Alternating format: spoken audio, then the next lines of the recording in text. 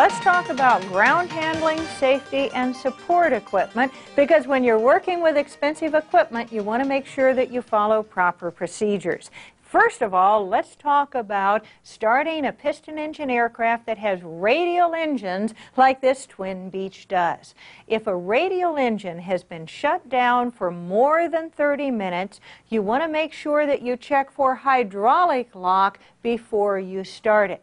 The way you check for hydraulic lock is rotating the propeller through several revolutions and seeing how much resistance you get as you rotate the propeller. Hydraulic lock is when the oil drips down into the bottom cylinders and accumulates between the piston and the head of the cylinder, the top of the cylinder, and you've got so much resistance because you're pushing against oil instead of air that if you try and start an engine that does have hydraulic lock, you can actually blow the cylinders right off the engine. You may have to take a spark plug out to drain the oil out in order to get rid of that hydraulic lock. But the reason you're rotating the propeller through, if the engine's been shut down for more than 30 minutes, is to check for hydraulic lock before restarting the engine.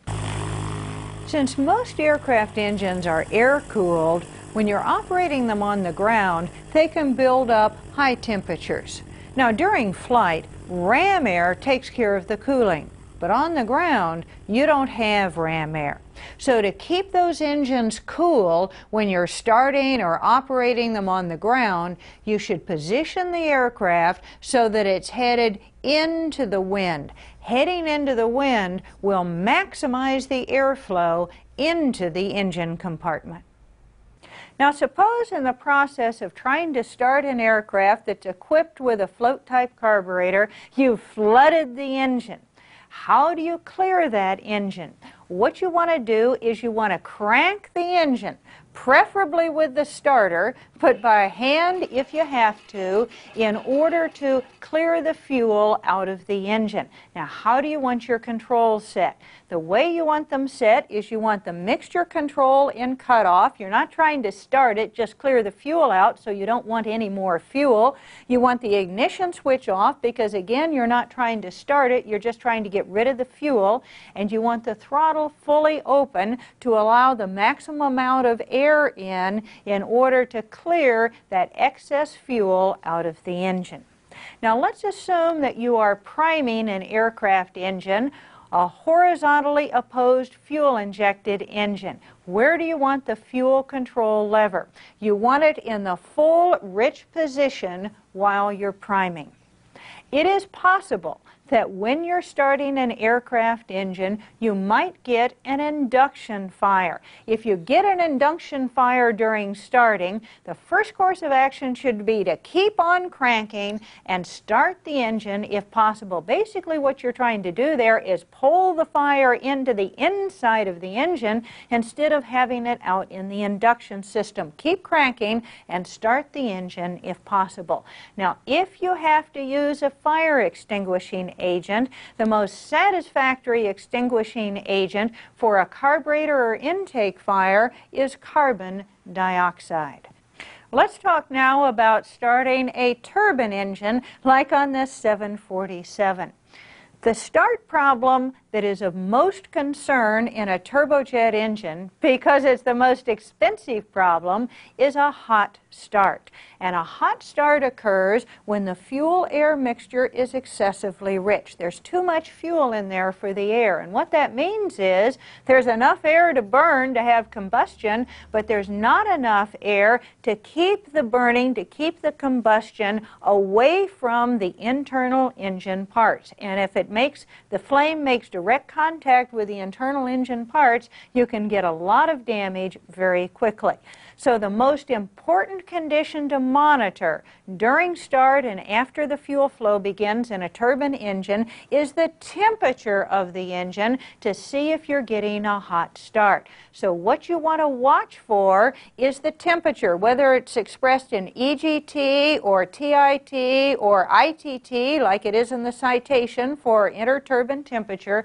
You want to be watching the temperatures to see if you get a hot start. If you get a hot start, what you want to do is shut off the fuel immediately, but keep the engine turning to keep the airflow going through in order to cool it off.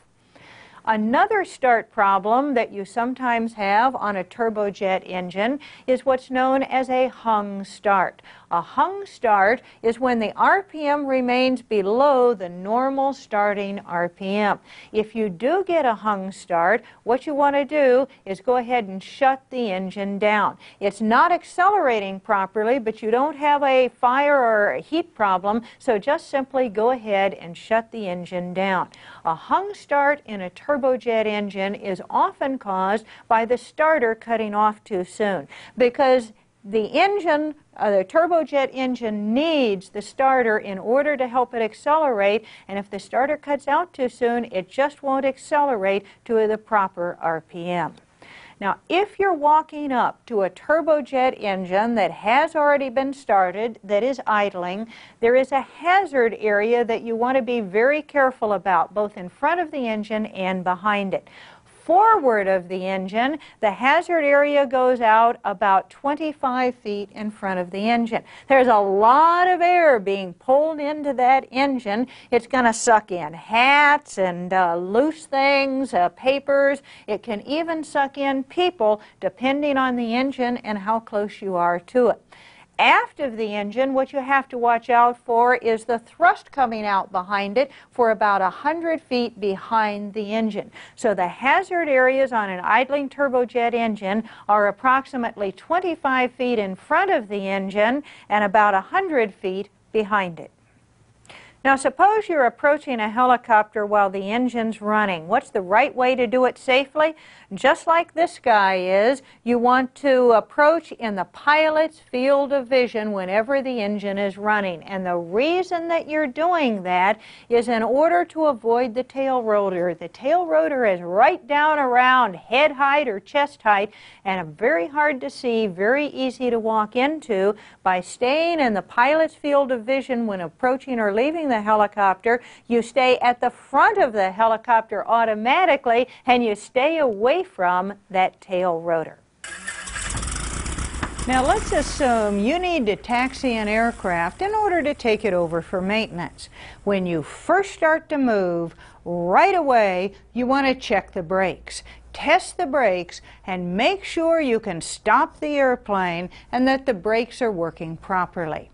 When you're taxiing an airplane, you need to be aware of the wind direction and the wind speed, because the wind can lead to a loss of control and an upset airplane if the controls are not handled correctly. One of the wind hazards is weather vaning. Weather vaning is when the airplane tends to turn into the wind. The strongest weather vaning tendency occurs in a direct crosswind where you have the whole side of the airplane and the vertical tail exposed to the wind. Now, a tailwheel airplane like this is especially vulnerable to weather vaning. That's because a tailwheel airplane has a larger surface area behind the main landing gear than does a nosewheel airplane. And the main landing gear acts as a pivot point. The wind acting behind that pivot point wants to turn the airplane into the wind, just like a weather vane. You have another wind hazard when taxiing, and that's when the wind is behind the airplane, especially when you have a quartering tailwind. A quartering tailwind will tend to lift both the wing on that side and also the tail of the airplane, particularly the tail of a nosewheel airplane. So a quartering tailwind could cause the plane to tip up onto the nose and one main wheel.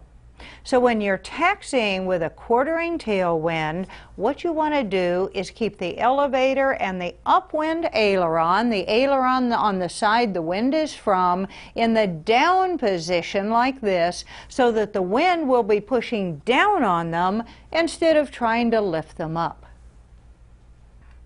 Now, what would you do if you're towing an aircraft around an airport like this, or taxiing one? And although the airport has an operating control tower, for some reason you're not in radio contact with the tower.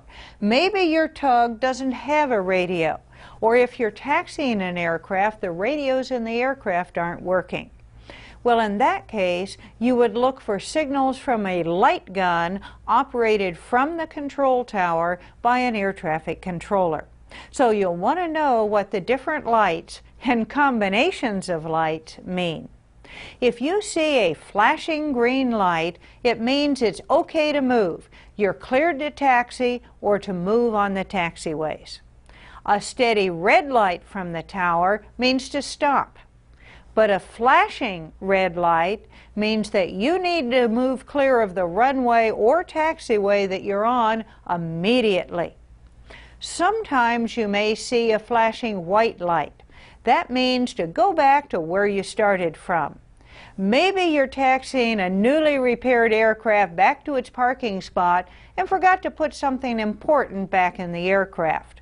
The shop could have the tower flash a white light at you, telling you to come back and pick that item up. Another light gun signal you may see is alternating red and green. This means it's okay to proceed, but use extreme caution. Maybe there's construction nearby and you need to be very careful.